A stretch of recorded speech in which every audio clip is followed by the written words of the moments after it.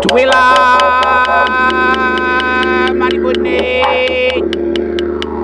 Tuwila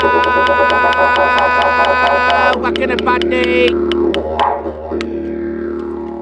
Nina Mani Nai Gana Biako Mankalankala Marwachanga Gana Mina Minyana Mani Puriji Nai Nari Kamatpi Marita Nai Wangadi Mani the Budni Gana Yatana Iridi Yata Yacha Miyu NAIDOC Poti. Hello and welcome. Welcome to you, where you come from, being the Mukundu, being the lightning brain or the internet. Today we call upon the spirit people of my ancestors to bring good blessings to you as you come through this wonderful day of NAIDOC Week. It is a celebration of all Aboriginal peoples, whether you be a First Nations of the Aboriginal people of Australia or of the Torres Strait Islands, Timor-Leste or Papua New Guinea and Alaska. I welcome you. So as we come to NAIDOC Week, which is about get up, stand up and show up, we can all do that by the things that we do in our workplaces and in our community and in our personal lives. And when we be active by being involved in those communities, we can share this knowledge with other people, and therefore we can better understand not only those cultures but the landscapes that they've lived upon for thousands of years. So I say to you, my unjaga, nachukandaya, nachiyakandaya, padnia do what do. It is saying that we are all brothers and sisters, and that when we walk this land together, we should do it in harmony. Recognise that cultures bring us together. We're a people that never said goodbye, we always said see you later, because we were people not just born of the physical and the emotional, but of the spiritual. So nakara, nechaya, and enjoy NAIDOC Week, as we celebrate not only all Indigenous cultures, but us all coming together. Nakara, nechaya. My grandmother was part of the stolen generation. She was forcibly removed from her family. In the compound, she was not allowed to speak to non-Aboriginal people. She wasn't allowed to speak in language. Her traditional name was taken from her, and she experienced many other traumatic experiences. My grandmother never shared a bad word about her experience in the compound, because she not only wanted our family to hate on the past, but for us to all move forward together and really take any opportunity as they come.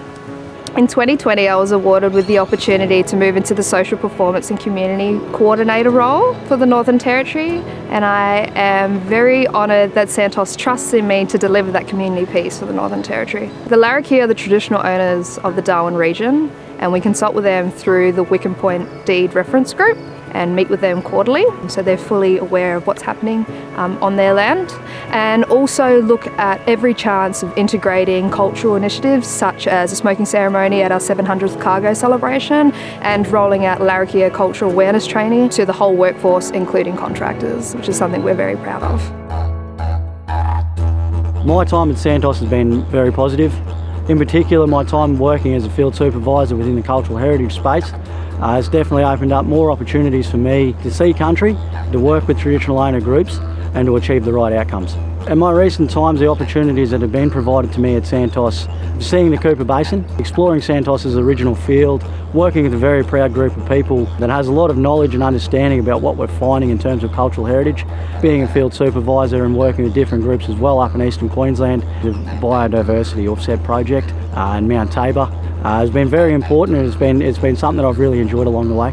To have the opportunity to work hand in hand with those groups is something very important. It'll always continue to be a very important part of the way that we operate as a business moving forward as well. Education and employment was a key thing to success and to gaining opportunities. Sadly, my mother wasn't given that opportunity because of the colour of her skin. She was forced out of school at year 8, so she missed out on many of the opportunities that myself and a lot of the younger people have today. One of the things that Santos has recently introduced is the e-learning cultural awareness framework for Aboriginal and Torres Strait Islander people, and that's a compulsory module that we've implemented across the business. In extension, we also have an Indigenous Action Plan which focuses on the recruitment and the retention of Indigenous employees to ensure that we're continuing to create those development and employment opportunities for our people.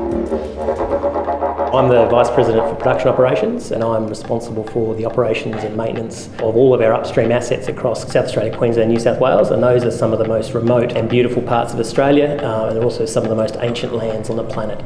We take our responsibilities to protect the cultural heritage and the land and the waters we operate on very seriously at Santos.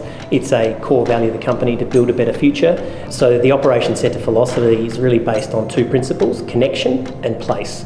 Connection for us means connection with our field workforce and making sure we're providing the support to them in real time. Connection also means connection to the land and the over 90 agreements that we have with the traditional owners across our operation. That helps us to obviously facilitate the work we do out on country, but also ensures that we provide opportunities for the traditional owner groups to realise improved economic benefits as well as give back to their communities.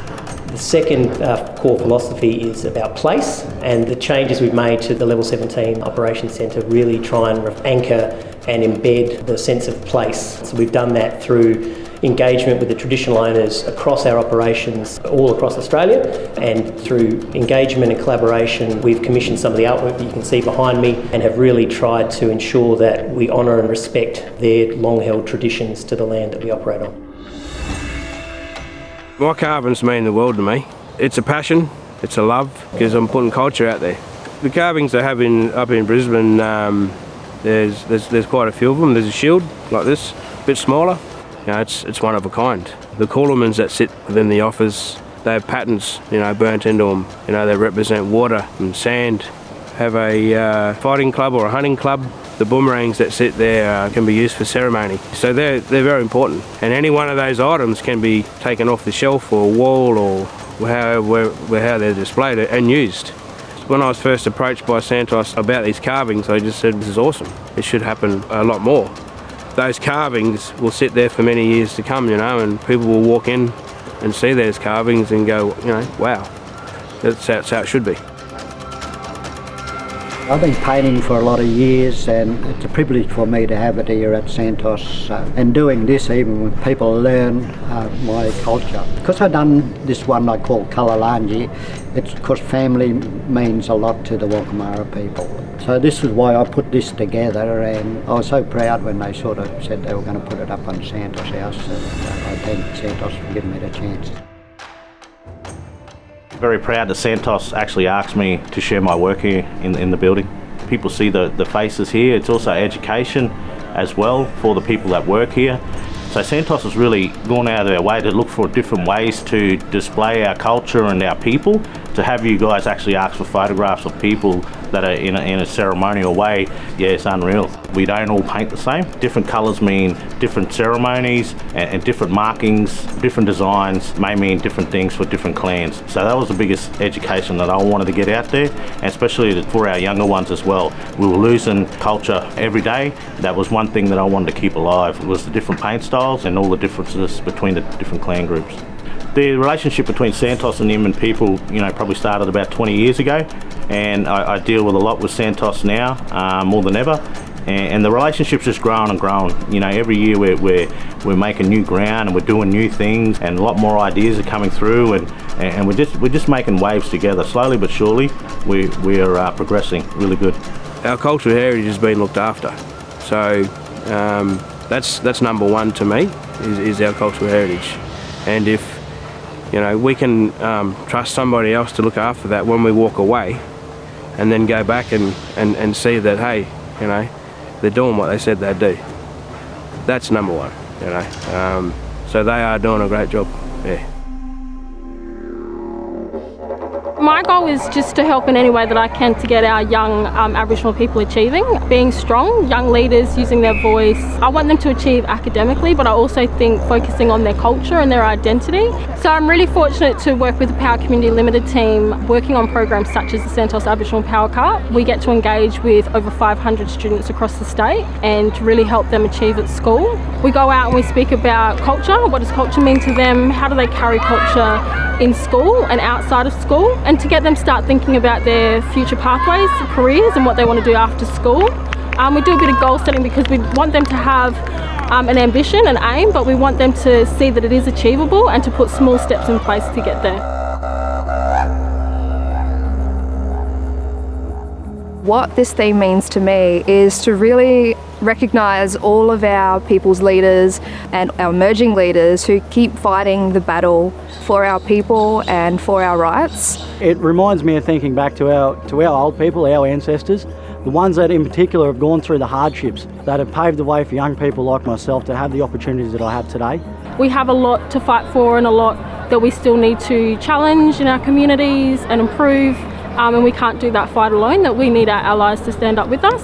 Because we do stand up for our land. That's the main thing, what we've always done on that land, and I will always do that. It means getting out there with yourself, your family, but also to non-Indigenous people as well, to help encourage them come and join us and be proud of Australia and proud of the First Nations people, and that we have a voice and we can use it for the positive changes that we need in our communities. Hopefully in time to come that we won't even have to speak about this in generations to come, that everyone will be on the same playing field.